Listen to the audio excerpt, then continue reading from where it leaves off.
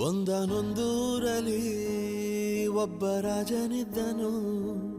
ಊರ ಮನೆ ಮನೆಯ ಬೆಳಕಾಗೆ ಇದ್ದನು. ಜನಕಾಗೆ ಕನಸ ಕೋಟೆ ಕಟ್ಟಿದ.